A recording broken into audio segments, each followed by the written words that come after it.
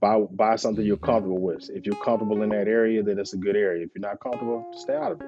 Period. You just got to listen. Listen to the You would think. if a red flag comes up, your spirit is gonna tell you like this guy, something ain't right about this guy.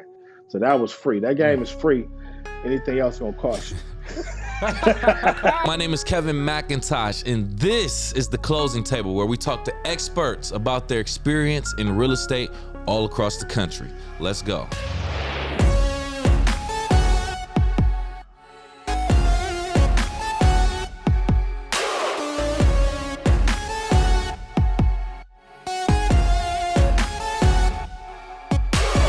All right, welcome back to the Closing Table. My name is Kevin C. McIntosh. I am your host. And joining us on this episode, virtually sitting down here at the Closing Table, we want to welcome Leonard Pickett. How are you, Leonard?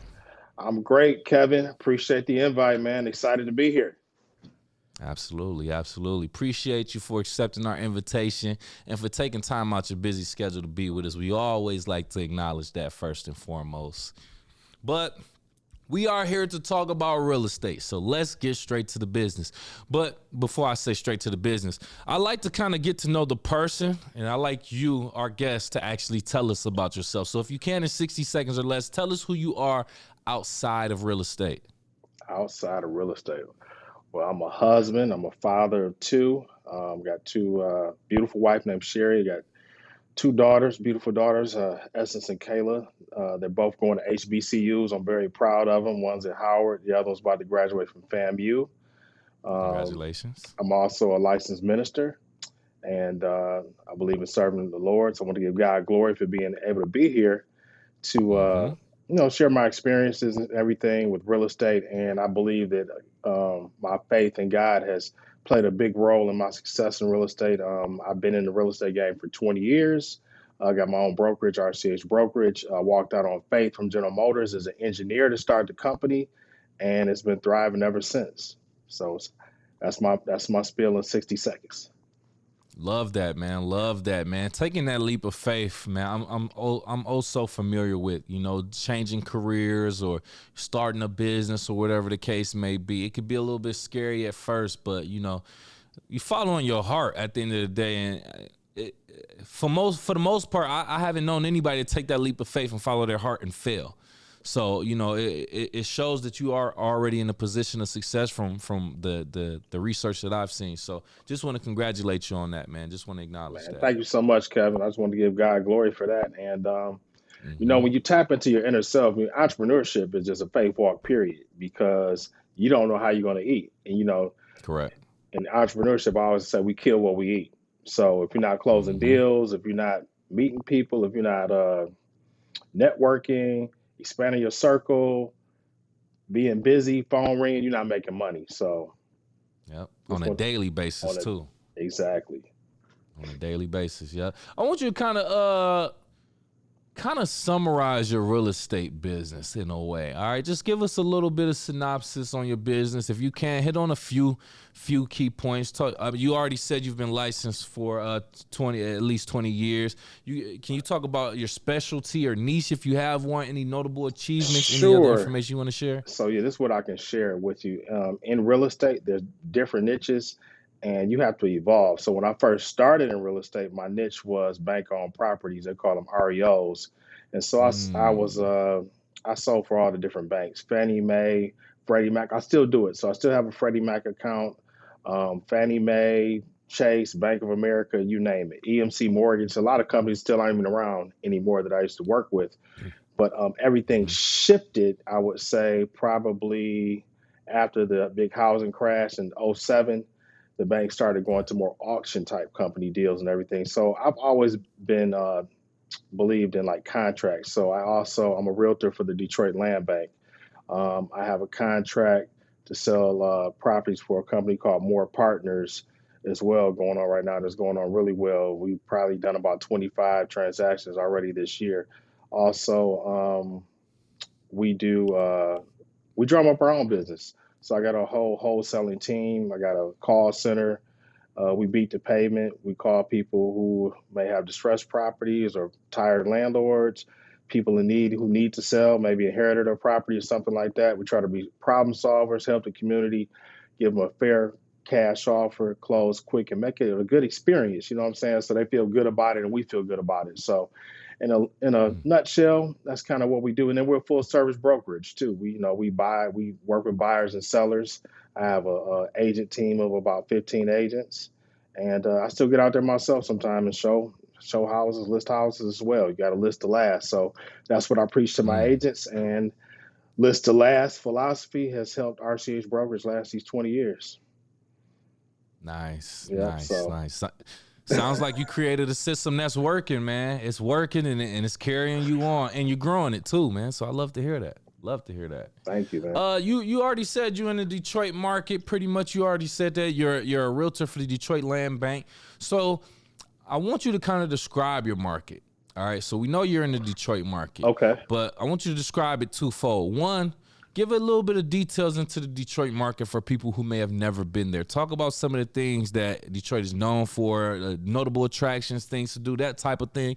And then get into some of the real estate statistics and data that's going on there. Okay. So we know Detroit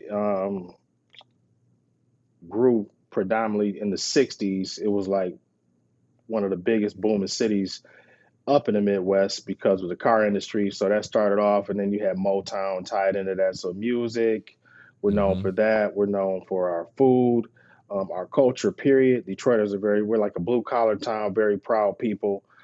We have amazing architecture. If you travel the country, you come to Detroit, you'll see that we have an abundance of brick homes, all different type of architecture, colonials, Victorians. We have beautiful neighborhoods like Boston Edison, Palmer Mm-hmm. Woods, Indian Village, West Village, just to name a few, Russell Woods, all within Detroit. And then, we have history like the Avenue of Fashion. So there's a lot of history. Detroiters are proud. When we had that recession back in '07, everything kind of took a hit and it decimated Detroit. Values fell out, bottom fell out, city filed bankruptcy, Mm-hmm. but now we're back. So now values are up. They got homes selling for over $1 million in certain neighborhoods. I would probably say that the median value for homes in Detroit is probably about 110,000 for a starter home, 150,000, and on average Okay. values are probably about 175, 150, somewhere in there. It's not bad. Yeah, not bad at all. So the market has Not definitely bad. improved a lot to compared to where it was. I'm just grateful. I've been here. I've been in it through the good, the bad, and now it's good again. So just giving God glory for Good. that. Yeah, I mean, if you've been doing it for 20 years, especially in the Detroit market, you have seen the cycles. You've seen it go up. You've seen it come down. You've seen the buyer's market. You've seen the seller's market. You have seen it all, Seen it and all. from a professional perspective. So, yeah, it's like I said, I can't emphasize in Detroit that it's like it's all been heightened to the Exactly. highest extreme, highest and lowest extreme. So, yeah, well done. You can make it through that. That says a lot And that's about what's your that's leadership. yeah. Not to cut you off, Kevin, but that's what's so funny. Everybody's complaining about these interest rates now, but these were interest rates were when I started 20 years ago. 7% was the Correct. norm.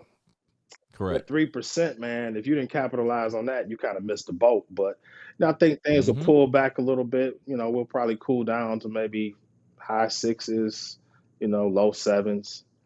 But that'll get the economy moving back again. But I just want to throw that little tidbit in there for No, people. I get it. I get it. You know, 100% because a lot of people are, from what I'm hearing also, are kind of trying to wait until it cools back down to where it was. And I'm like, yo, that was a once in a lifetime thing. That's like almost asking for the pandemic to happen again.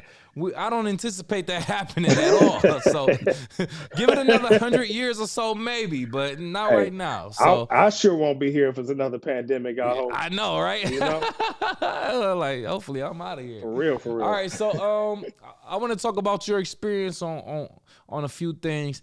More specifically, I want to see, have you ever had a situation where you had to like mediate a conflict between neighbors during a sale or purchase of a property, and how did you kind of like resolve that so that it was a positive relationship with all parties involved? Between neighbors, I haven't had it to do one between neighbors.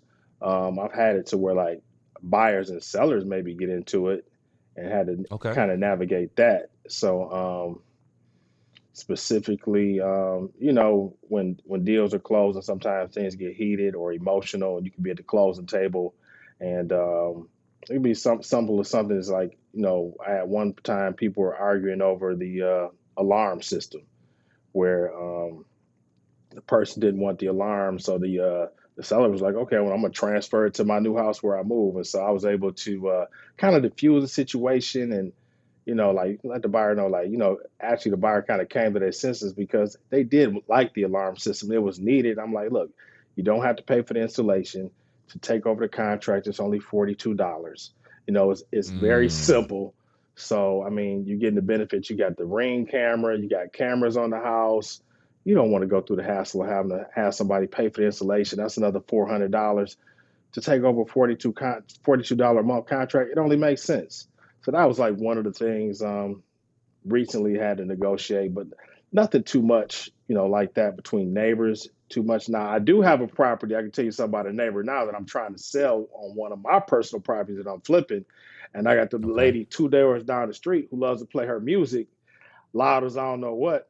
And Uh-oh. she trying to true story. So I said one of my investors, and somebody was over there going to look at the house during the showing, and she's trying to play some cameo or something, and then show what she working with at the same time. If you know what I mean. So she's killing my sale right now. So Yeah. grace of Yeah. God, I did find one of my investors who needs some property, so I'm gonna end up selling it to him. So it's gonna work out. But she killed my retail buyers. And so I've been getting some Mm. negative feedback because they like, yeah, man, I went to go show the house, and I thought I was in Compton, South Central, where they playing the Oh my music on the block. goodness. So, Yeah. it happens. But Yeah, no, that's a good point we keep it because moving. you will have people like that. They're saying this is my house. I can do what I want. Yeah, I'm gonna play this music as loud. Some people wait for the opportunity to have their own place to do that, and that's the unfortunate thing about having neighbors, I guess, because you can't necessarily control. I mean, the best thing you can do is just talk to them. Hopefully, you can come to a resolution, but they don't always end that well. So it's I good that know. you had somebody who was still invested. I mean, still interested in the property regardless of that issue. But it doesn't always go by that smooth. Sometimes it could be a bigger problem than that. That's interesting to hear about that. Man, But no lie, Kevin. That was good, man. But it's working out. So I just I think that's the power of buying in a good property in a good neighborhood. So it's always location, mm-hmm, location, location. So always buying a good neighborhood. I try to where I would feel where if mm-hmm. I feel comfortable there, then I'll buy it. If I don't feel comfortable, then I'm not gonna buy that property. And that's That's some a good advice point. I love to get to the viewers. Buy something you're Mm-hmm. comfortable with. If you're comfortable in that area, then it's a good area. If you're not comfortable, stay out of it. Period. Yep. Yep. Yep. I say the same thing right Yep. there. When I was doing some research on you, I see on some of your listings you post the asking price as well as the ARV, the after repair value. Now, how do you explain to potential buyers the benefits of ARV? And then can you talk about a time where you worked with clients to do some repairs possibly? Sure. So the ARV is the after repair value, and so a lot of properties we get are wholesale deals or deals that I may pass up because I can't buy every single deal that comes across my desk. Mm-hmm. So I may mark it up, put a little fee on it, let them know what the as is price is, and then what the ARV is, what it's worth once it's fixed up. And then if I'll have them bring their contractor in if it makes sense, if the numbers work out for them in terms of repairs with the as is cost. So we'll just for numbers sake say the purchase price is 100,000, repairs are 35,000, but the ARV is 200. You know, Mm. um, I might sell it for 110. They got 35 in repairs. They're looking at roughly 55,000 in profit on the other end. That deal makes sense Yep. to them. Then they can step into that deal and make some money. And so that's the reason why we do that. When the second part of your question, what was the second part of your question? Have you ever helped a client with actual repairing? I have, yep. I have referred contractors out. I try not to get into that too much because they kind of hold you to that, and you know, um, I'm already Mm. doing my own stuff, and then my contractors are kind of loaded up, and so I give advice on how to navigate that. So Okay. typically, what I would tell someone, if you hire a contractor, try to make first of all, go look at their work, make sure that your spirit aligns with them, that you guys kind of have like the same goals, mindset, stuff like that. And then if somebody comes down to you and they say, oh, well, I want a 50% deposit, run from that guy. The biggest deposit I will ever do is maybe a third. I'll give you a third. You complete some of the work, I'll give you another third. When you're halfway through, you get that one third, and then at the end you get the final third, or you can do it in fourths. Okay. But never Mm-hmm. do everything in draws and see how the project is Mm. going. Because sometimes contractors get started and they get ghost on you, or the work's not to the quality that you want, and then you can, stop the bleeding there and go find you another contractor, or even jump in there yourself. Whatever you got to do, roll your own sleeves up and do what you got to do. So that's my 2 cents on that. Yeah, that's so unfortunate, man. I got a friend right now going through the issue. He had a leak that he found out was in between the walls, in the space between where his kitchen and his bathroom is. Man. So he had mold and obviously all of that. So he had to do some repairs. It's been going on for months, but he said he's dealt with the shady contractors, paying them, not seeing them, and I'm like, it's so unfortunate. I've heard this so much, but how is this still happening? How are contractors really out there taking people's money, half doing a job, and leaving? That's crazy. But one thing to kind of, I wouldn't say prevent it, but to reduce the risk would be to do it in draws where you are paying quarterly in some type of way based on their status of how far they've gotten. So, yeah, that contracting one, that was the one right there, because I've heard that story way too many times. Yeah, so. man, it gets references or something. You just want to, so you just got to feel people out. You can tell through the conversation when you talk to somebody how good of a contractor they are. You just got to listen. Listen to if a red flag comes up, your spirit is going to tell you, like, this guy, something ain't right about this guy or this person, and just go with that. Don't be desperate, Yeah. No, good point. Good point. Have you ever come across a property that had some type of fascinating history, unusual background of some sort? And then can you talk about how, if you did at all, kind of leverage this unique aspect to generate interest from potential buyers? So I grew up, my parents actually live in a house with an interesting history. It was owned by the Luddingtons, and they were some magazine tycoons, millionaires, back in the early, I guess, 1900s or something like that. So we were the second owners of that home. And I grew up on Boston Edison on Longfellow. And, right there in the core between Woodward and Second, which is a great area. Yep. So we grew up playing, all in Voight Park down the street. So I actually flipped a property on Edison right off the park. And it was down the street from Henry Ford's original house, which is on the corner of Second and Edison. So you were able to kind of like tell those stories in the listing, say, hey, this property is located within walking distance has a view of Voight Park, walking distance to Henry Ford original home, within 5-minute walk to the Q line, 5-minute drive to downtown Detroit, Motown Museum. The architecture on this home was designed by Kresge or Vanderbilt. There's other mansions on Boston. So you kind of leverage that stuff on the listings when you're selling stuff. So I've sold properties in areas, but I haven't probably sold a house with like Marvin Gaye's house or Aretha Franklin. No, I haven't done that per se yet, but I've sold in those neighborhoods, which is, it gives you that same feel, Yeah. Yeah, that's what I would say. Cause I mean, you were just schooling me. Like me, I'm from Detroit. Oh, I do have one story. Oh, go ahead, please. I did have a house on, what was this street? It was in Russell Woods. I forget the street.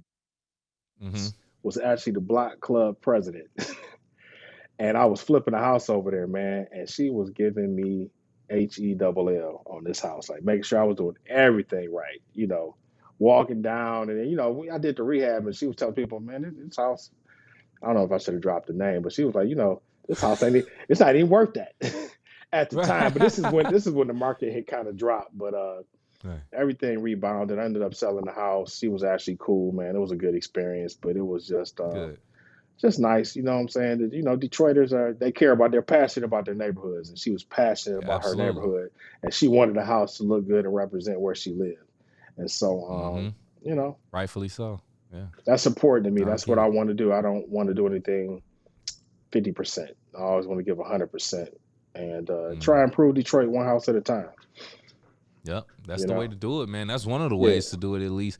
And that's interesting. I never even thought, like I said, me being from Detroit, I never even thought about, Henry Ford probably did live somewhere in this area. Like, his house in that neighborhood is probably still there, and that is definitely like a historic building / neighborhood, property / neighborhood. Yep. That would be a great, thing. Whether it's the actual house or even the neighborhood, I think that still holds some type of value. Well, I didn't even think about that. That was an interesting one Crazy. right Like there. Etzel Ford, like that in Boston Edison, they have like carriage houses, which is like the garage with living space above. So Etzel Mm. Ford's workshop, when they built the house, they built a workshop for Etzel when he was a kid, so he could design and build. So Etzel Ford Freeway, the Ford Freeway is Mm-hmm. named after 94. Etzel Ford Right, Freeway Esso Ford. named Yep. after Etzel. So it's Yeah, just yeah, crazy, you know what I'm saying? So yeah. Detroit has a lot of history, man. First I freeway, love that. Davidson Freeway was the first freeway in America. In America, yes, sirski. So we Yes, got that sir. history. Come on, man. I You know know, I know a little bit about my Detroit, that's man. what's Come up. on, man. I You hear you. talking about it? You waving your flag. I see you representing. Yeah, you talking about it. I love that, man. Also real quick, the Metro Detroit market got a lot of misconceptions about it. A lot of misconceptions, especially from people who may have never been there. But being a staple in the community, I should say, that you are, being a realtor, you see the other side of it. Now, when dealing with out-of-town clients, how do you convince them that Detroit is the market to invest in? And what client do you remember helping enter the Detroit market that was impressed after you shared your knowledge? I've helped so many clients. It's hard for me to keep count. And the first thing that a lot of foreigners, I mean, say even foreigners, just people not native to Detroit or Michigan, Mm-hmm. they come in and they're still under the premise that houses are $5,000-$10,000, which is a misconception. We do have houses that are $5,000 or $10,000, but they're not That's worth land bank it as stuff. Yeah, land and banks. that's It's not worth your mm-hmm. investment. So I always have to kind of like Mm-hmm. redirect them to, okay, let's think bigger. Let's think bigger picture. Let's think Mm-hmm. value. You want to buy something where you can get it financed after you fix it up. I mean, worst come to worst, if you can't sell it, at least you can go pull your money back out of it and, wash, rinse, repeat, go buy something, do it again and do it again. And that's how you can build your real estate portfolio, by doing it that way. So I try to just let people know that's not what you want to do. So I've helped some guys out of New York coming from Manhattan with that, steer them in the right direction. I've had clients from Florida showing them what to buy at the tax sale, and actually took them out and said, okay, this is how you do it. You want to go look at the neighborhood. If you can go look at the house, go look at it. If it's vacant, maybe take a peek on the Mm-hmm. inside of it. Make sure you know what you're buying first. And then you want to buy in a neighborhood at least where the ARV is at least my minimum. I like to stay around 100,000, no less than 75 when I'm buying a property. You know what I mean? So Okay. at least, because most lenders will not touch the property if it's 75,000 or less in value. So Mm. those are some of the tidbits that I like to tell people so you can get your investment. I mean, you can always leverage. You don't have to always buy everything with cash. You can go do a mortgage or whatever you want to do. Yeah. So, that's how I help The people city out. of Detroit has some down payment assistance programs to help people with that leverage. Mishta has those programs also. Absolutely. So, yeah, I love that you're speaking a lot on ARV, especially in that Detroit market, because there are a lot of homes that just need a little bit of love, and you can get a lot of value out of it. A lot of value. Exactly. And so So, people look at Detroit, they yeah. think it's really like shrinking and dying because there's only a population of 600,000. But if you look at the Mm-hmm. Detroit metro area, we're Oh still yeah. like Oh in the yeah. top 10. I think we might be number 6 or 7, like one of the biggest cities. We're still up Mm-hmm. there. It's still like, Metro I areas. think it's like Yep. 6 million people, I believe, live in the metro area, something like that. Really? Wow. Yeah, Whoa. it's Whoa. still That's crazy. huge. Yeah, I mean, because Yeah. I'm. it encompasses like all the way up to like Flint. If you think about it, that's how far the metro area goes, like almost to Ann Arbor. So if you start, Mm, you start driving. Like I grew up in the city, but I live in Oakland County now, and I used to be under the impression that Waterford, Holly, all that stuff was the sticks. Man, it's people living great out there. It's so yeah. much new construction and Yeah. building going on. Everything Mm-hmm. is still moving. It really Yeah, is. and a lot of and to piggyback off of that, Just like what you said, me growing up in the inner city and having friends in the inner city, like we grew up, maybe had homes in the city, but now that we're all grown and have families, a lot of them are in Farmington, Southfield, Romney, right on the outskirts of the city. So they may not be within the limits of the city, but they're, like you said, they're in that Metro Detroit area. So unless they moved out of state, you know, that population is pretty much still within that proximity. Absolutely. That's a great point. That's a great point. Can you recall a situation where you had to navigate the purchase or sale of a property that has some complex legal or zoning issues? And how did you guide your client through getting through that? I'm dealing with one right now. That happens all the time. Matter of fact, man, we had a house, we were wholesaling it, and it was a home of one of Smokey Robinson's ex-wives. And we had to, it was a break in the chain of title, and we had to get a death certificate to produce to the title company so that showed that that person no longer had interest in the property. So we do that type of stuff all the time. I got one going on right now where it's a property where the person's mother passed away, unfortunately, and the house is in probate, and we're selling it now.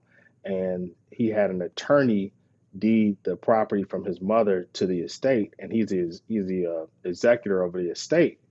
And the attorney, the home was built on two lots. It's a nice big ranch property in Detroit, but it was built on two lots. So when they built the house, they combined two lots into one. And so when they deeded it, the attorney forgot to put the other lot on there. So now we had to do what's called a Schindler's affidavit, which allows them to make a correction on the chain of title without having to take it all the way back through probate. So that was free. That game is free. Anything else gonna cost you. I love that. Tell them, man. Tell them. You know what I'm hey, but thank you. Hey, but that's good knowledge, though. That's good knowledge to know about, because I've heard about situations like that with property lines and different legal things. Well, I forgot the name that I'm trying to go with, but yeah, those property lines and things like that, the lot numbers, that gets into a very, very sticky situation. And then, like you said, even having a situation where someone passes away, so you got to go through probate and figure out how, who's the owner and how's this getting distributed and whatnot. So it's almost crazy to say that, or crazy to think that you aren't going to have any legal or zoning issues in your career as a real estate agent, but it's probably going to happen for sure. So learning how to navigate and getting information from people like you on the closing table, that helps people out. I always joke with my partner, Clarence, and my wife. They always said we should start a title company. So actually, man, we're looking into doing a title company as well to add to the real estate. We're already doing mortgages. So we got the real estate, the mortgages, and now we're going to add title. So we're going to be a trifecta, because we're already doing it. So look out, be on the lookout, man. That's coming up 2024. Yes, sir. Hey, I was going to say, next thing, you need to do some demolition, get some of these blighted projects up out of here, start from the ground up, man. That's full service right there. That's full service, man. Yeah. Absolutely. Oh, go ahead. I was going to say, maybe I can bring you in on that. You know what I'm saying? Hey, come on, man. Hey, what I didn't say is I have a background in mortgage. I was a licensed mortgage loan originator. Okay. I think my license just kind of like lapsed recently because I started doing the podcast instead of actually pursuing that. So it's crazy how I lined up, but I got the license, and then I was trying to do it for a while, and I was like, nah, I'm just gonna stick to broadcasting. So that's something else. Though. We'll talk about that. We'll talk about that offline. Yeah, we'll talk about that later. Sure. My last question for you. I think this should help our audience, maybe inspire them, give them a little bit of knowledge and more game. But what movie, book, quote, philosophy, whatever type of content or media have you consumed that you can share with us that helped change or shape your perspective personally or professionally? Personally or professionally? Wow, man, that's a good question. I can tell you my most inspiring movie that inspires me to kind of go with that, and that's Hustle and Flow with Terrence Howard. I wasn't expecting that. And Taraji. Yeah, come on. I mean, just the raw emotion of just wanting to succeed and change his lifestyle from being a pimp and a drug dealer to just wanting to get out of that lifestyle and have the American dream of being successful and being a rapper. And and then everybody on the team jumped on board with his vision, with that same Yeah. grit and that same hunger, because Anthony Anderson's character, he had given up on his dream of being a producer, telling his wife, and that kind of helped him Yeah, rekindle yeah, it. yeah. And I it, remember that you now. know what I'm saying? So that movie inspires me, man, just to never stop dreaming, never stop hustling. Don't give up on your dreams, man. Anything is possible, man. God says you can pray about anything, and as long as you believe it, if you ask me for it, I'm gonna give it to you. That's in the word. Yeah. And so I believe Mm. in that, and I stand on a lot of biblical principles, man, because believe it or not, man, most people in the Bible were successful, man. Abraham was rich. Moses had money. I mean, Abraham had land as far as you can see.